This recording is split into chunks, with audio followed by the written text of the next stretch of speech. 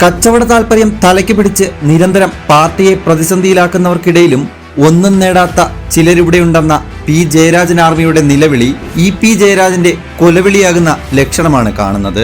ദല്ലാൽ നന്ദകുമാറിന്റെ വാക്കുകൾ കടമെടുത്താൽ BJP നേതാവ് Prakash ജാവ്ദേക്കറുമായി P Jayarajan കൂടിക്കാഴ്ച നടത്തിയത് BJPയിലേക്ക് ചേരുന്ന കാര്യം ചർച്ച ചെയ്യാനല്ല, പിണറായിക്ക് വേണ്ടിയെന്നാണ് പറയപ്പെടുന്നത്. തൃശൂരിൽ തങ്ങളെ സഹായിക്കണമെന്ന് ജാവ്ദേക്കർ പിയോട് ആവശ്യപ്പെട്ടു. പിണറായിക്കെതിരായ കേസുകളുടെ കാര്യത്തിൽ കേന്ദ്രം തങ്ങളെ സഹായിക്കുന്നില്ലെന്നായിരുന്നു പിയുടെ മറുപടി അത്രേ. CPM സംസ്ഥാന സെക്രട്ടറി സ്ഥാനം ലഭിക്കാത്തതിൽ ദുഃഖവും അമർഷവുമുള്ള പി പാർട്ടി വിടാനും BJPയിൽ ചേരാനും താൽപര്യം പ്രകടിപ്പിച്ചുവെന്നും 3 തവണ കൂടിക്കാഴ്ച നടത്തിയെന്നുമുള്ള ശോഭാ സുരേന്ദ്രന്റെ വാക്കുകൾ നന്ദകുമാർ തള്ളിക്കളഞ്ഞു. പക്ഷേ പിയെ കണ്ടുവെന്ന കാര്യം പ്രകാശ് ജാവ്ദേക്കർ നിഷേധിച്ചിട്ടില്ലെന്നതും ശ്രദ്ധേയമാണ്. തിരഞ്ഞെടുപ്പ് ദിവസം തന്നെ പാർട്ടിയെയും ഇടതുപക്ഷത്തെയും കടുത്ത പ്രതിരോധത്തിലാക്കിയ പി ജയരാജന്റെ കാര്യത്തിൽ തീരുമാനം ഉടനില്ല എന്നാണ് സൂചനകൾ.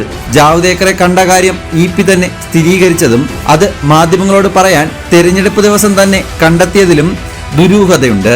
ഇതാണ് പാർട്ടിയുടെ വിലയിരുത്തൽ. ജയരാജനെതിരെ പാർട്ടി തലത്തിൽ അന്വേഷണം നടന്നേക്കാം. CPIയും ജയരാജന് എതിരാണ്. സംസ്ഥാന സെക്രട്ടറി ബിനോയ് വിശ്വം അതൃപ്തി പരസ്യമായി പ്രകടിപ്പിച്ചു കഴിഞ്ഞു. കേന്ദ്ര നേതൃത്വവും പിക്കെതിരെ അച്ചടക്ക നടപടിയെടുക്കാൻ നിർദ്ദേശിച്ചിട്ടുണ്ടെന്നായിരുന്നു റിപ്പോർട്ടുകൾ.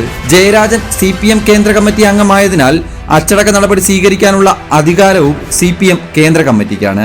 കടുത്ത അച്ചടക്ക ലംഘനമാണ് പി നടത്തിയതെന്ന കാര്യത്തിൽ CPM നേതാക്കൾക്കും അണികൾക്കും ഭിന്നാഭിപ്രായമില്ല. അതേസമയം തെരഞ്ഞെടുപ്പിന് തലേന്ന് തനിക്കെതിരെ ഉയർന്ന ആരോപണം UDFും ചില മാധ്യമങ്ങളും ചേർന്ന് തയ്യാറാക്കിയ ഗൂഢപദ്ധതിയുടെ ഭാഗമാണെന്നാണ് ജയരാജൻ പറയുന്നത്. ശോഭാ സുരേന്ദ്രനെ പരിചയമില്ലെന്നും പി ആവർത്തിക്കുന്നുണ്ട്. അതേസമയം BJP കേരള ഘടകവും അത്ര രസത്തിലല്ല കാര്യങ്ങളെ സമീപിക്കുന്നത്. പി ജയരാജനെ പാർട്ടിയിലെത്തിക്കാൻ കേരളത്തിന്റെ ചുമതലയുള്ള പ്രഭാരി പ്രകാശ് ജാവ്ദേക്കർ ദല്ലാൽ നന്ദകുമാർ വഴി നടത്തിയ നീക്കത്തിൽ BJP കേരള ഘടകത്തിന് അതൃപ്തിയുണ്ട്. കേന്ദ്ര നേതൃത്വം നടത്തിയ ഈ നീക്കങ്ങളൊന്നും കേരള നേതൃത്വത്തിൽ അധികമാരും അറിഞ്ഞിരുന്നുമില്ല. വോട്ടെടുപ്പിന് തൊട്ടുമുൻപ് ശോഭാ സുരേന്ദ്രനെതിരെ 10 ലക്ഷം രൂപയുടെ ആരോപണവുമായി ദല്ലാൽ നന്ദകുമാർ രംഗത്ത് വന്നതോടെയാണ് ജയരാജന്റെ പേരിലേക്ക് കാര്യങ്ങൾ എത്തിയത്. ദല്ലാൽ നന്ദകുമാറിനെ പോലെ ഒരാളെ ഉപയോഗിച്ചാണ് നീക്കം നടത്തിയതെന്നത് പാർട്ടിയുടെ വിശ്വാസ്യതയെ തന്നെ ബാധിക്കുമെന്നതാണ് സംസ്ഥാന നേതൃത്വം കരുതുന്നത്. എന്നാൽ മുഖ്യമന്ത്രി പിണറായി വിജയനും BJPയും തമ്മിലുള്ള ചർച്ചയിൽ ജയരാജൻ ഇടനിലക്കാരനായി പ്രവർത്തിച്ചുവെന്നാണ് കോൺഗ്രസ് ആരോപിക്കുന്നത്.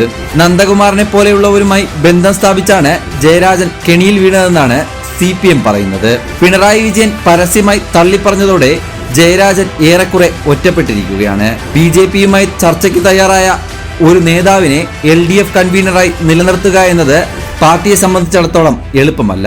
രാജീവ് ചന്ദ്രശേഖറുമായിട്ടുള്ള വൈദേഹി റിസോർട്ട് ഇടപാടും MP ഗോവിന്ദന്റെ ജനകീയ പ്രതിരോധ ജാഥയിൽ പങ്കെടുക്കാതെ ദല്ലാൽ നന്ദകുമാറിന്റെ അമ്മയെ ആദരിക്കുന്ന ചടങ്ങിൽ പങ്കെടുത്തതും അടക്കം തുടർച്ചയായ വിവാദങ്ങൾ സൃഷ്ടിച്ച ജയരാജൻ പാർട്ടിയെ പ്രതിസന്ധിയിലാക്കിയിരിക്കുകയാണ്. കുലംകുത്തി എന്ന മുദ്രകുത്തി പാർട്ടിക്ക് പുറത്തേക്കാണോ പി ജയരാജന്റെ വഴിയെന്നേ ഇനി അറിയാനുള്ളൂ.